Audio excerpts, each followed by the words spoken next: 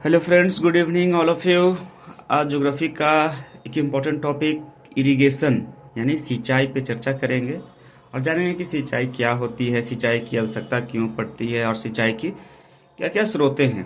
तो सबसे पहले सिंचाई की परिभाषा को अगर देखें तो किसी भी पेड़ पौधे फसल है ना इत्यादि को उनके जीवन काल में एक समय विशेष अंतराल पे जल की आवश्यकता पड़ती है और उस आवश्यकता का पूर्ति जब सामान्य वर्षा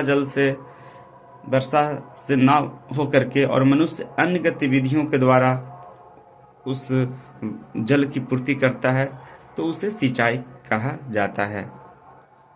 ये अन्य स्रोत जो होते हैं मुख्य रूप से चाहे तालाब हो, नहर हो, कुआं हो, नलकूप हो इत्यादि के द्वारा मानव पूर्ति करते हैं। इन तरीकों को ही सिंचाई कहा जाता है।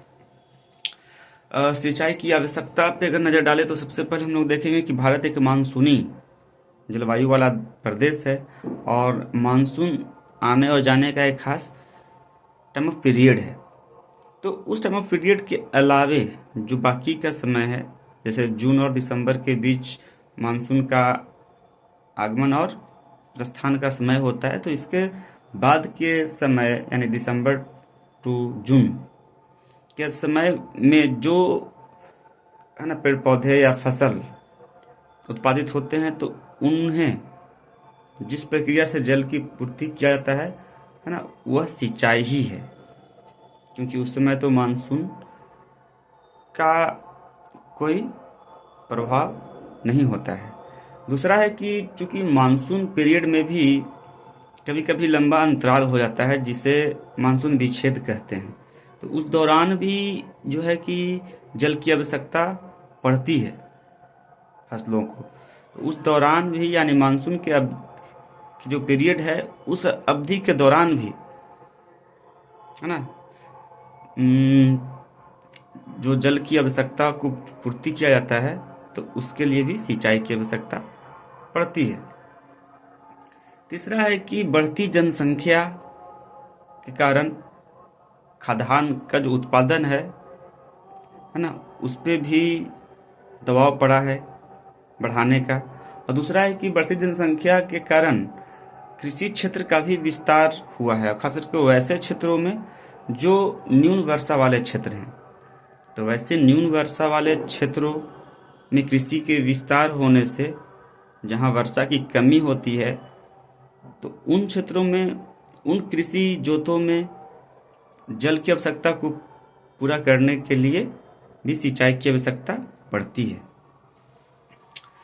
चौथा है कि भारत में मुख्य रूप से जो खाद्यान्न है, चावल, गेहूं इत्यादि, वो बहुत अधिक जल की आवश्यकता अधिक पड़ती है। वहीं अगर हम लोग देखें मक्का है ना, ज्वार, बाजरा इत्यादि, तो उनमें जल की आवश्यकता तो कम पड़ती है लेकिन उनका जो प्रतिफल है बाजार में वो कम होते हैं, इसलिए उस तरह के खेती न करके ज़्यादा गेहूं, चावल इत्यादि जो अधिक जल की मांग करते हैं वैसे फसलों का उत्पादन किया जाता है। तो इसके कारण भी सिंचाई की आवश्यकता पड़ती है, क्योंकि अधिक जल की पूर्ति वर्षा जल से न होने के कारण अन्य विधियों से उन आवश्यकताओं को पूर्ति किया जाता है। तो वह है सिंचाई के माध्यम से पूरा किया जाता है। इसके बाद अगर देखें तो जलवायु परिवर्तन जैसे एल नीनो या जो मानसून विच्छेद है, तो एल नीनो या मानसून विच्छेद के अवधि में जो सामान्य मानसून के समय जो वर्षा की प्राप्ति होती है उससे कहीं न कहीं एल नीनो के पीरियड में वर्षा जल की प्राप्ति कम होती है। तो उस पीरियड में जो समान वर्षा जल से जो फसल उत्पादित हो जाते थे उन्हें उत्पादित करने के लिए अलग से जल की आवश्यकता पड़ती है, तो उसे भी सिंचाई के माध्यम से पूरा किया जाता है। तो इसलिए भी सिंचाई की आवश्यकता पड़ती है। इसके अलावे अगर देखा जाए तो वैश्विक तापमान यानी ग्लोबल वार्मिंग के कारण भी सिंचाई की आवश्यकता पड़ी है, क्योंकि ग्लोबल वार्मिंग में कहीं ना कहीं वैश्विक तापन जो है वो बढ़ी है। तो वैश्विक तापन बढ़ने से ये जो वाष्पीकरण का दर है वो बढ़ा है। तो वाष्पीकरण बढ़ने से जो मिट्टी की नमी है वो नमी कमती जाती है। तो नमी को पूरा करने के लिए भी कहीं ना कहीं अतिरिक्त जल की आवश्यकता पड़ती है, जो कि सिंचाई के माध्यम से पूरा किया जाता है। इसके अलावा विभिन्न प्रकार के मिट्टियाँ भी हैं जो सिंचाई को बढ़ावा देते हैं। जैसे बलुई मिट्टी को अगर देखें तो वह एक ऐसी मिट्टी है जो जल को बहुत कम समय तक अपने पास अवशोषित करके रख सकती है, और दूसरा है कि उसका वाष्पीकरण की दर भी अधिक है। इसके उल्टा अगर हम लोग दोमट या काली मिट्टी को देखें तो वह वैसी मिट्टी है जो जल को बहुत अधिक समय तक अपने सुरक्षित रखती है। और दूसरी बात है कि उससे अवशोषण यानी कि वाष्पीकरण की दर भी उससे कम होती है।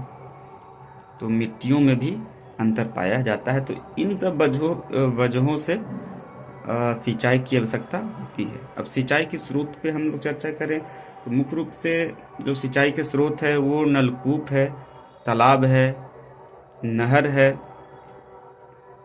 ना। तो नहर, नलकूप, तालाब इत्यादि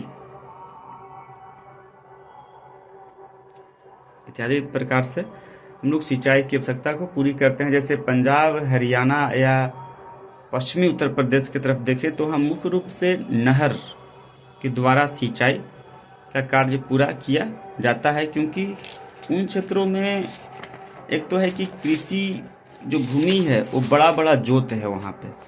तो जोत का बड़ा होना एक बड़ा कारण है कि वहाँ नहरों से सिंचाई हो जाती है। दूसरा है कि सदावाहिनी नदियाँ भी वहाँ पे पाई जाती है, जो कि वर्ष भर वहाँ पे नदियों में जल रहता है। तो वहाँ से नहर निकाल करके और खेतों तक पहुँचाया जाता है। तीसरा है कि जनसंख्या घनत्व भी कम वहाँ पे है। तो जनसंख्या घनत्व कम होने से उतना भूमि मिल पाता है।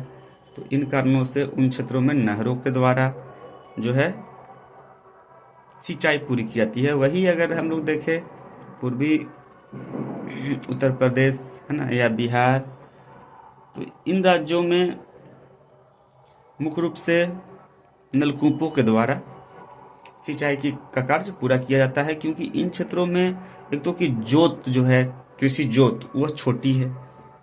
दूसरी बात है कि यहाँ जनसंख्या घनत्व भी बहुत ज़्यादा है और सदावाहिनी नदियाँ भी कम है। तो इन कारणों से इन क्षेत्रों में जो सिंचाई का कार्य है वह नलकूपों के द्वारा किया जाता है। और सिंचाई का जो नलकूप का साधन है, इसमें जो भूमिगत जल का लेयर है वो ऊपर होना अनिवार्य है, तभी भूमिगत जल जो है नलकूपों के द्वारा प्राप्त हो पाएगा और सिंचाई का कार्य पूरा हो पाएगा। वहीं अगर दक्षिणी भारत में अगर देखें तो वहाँ के जो भूमि है वो मैक्सिमम जो है प्लेट्यू यानी पठारी क्षेत्र है। तो वहाँ पे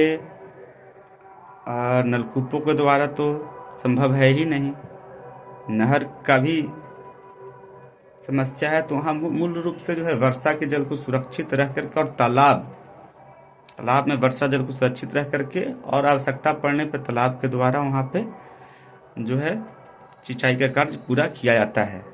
तो इस तरह से आज हम लोग सिंचाई पे चर्चा किए, सिंचाई का परिभाषा, इनकी आवश्यकता और स्रोत, किन किन क्षेत्रों में किन किन स्रोतों से सिंचाई का कार्य किया जाता है।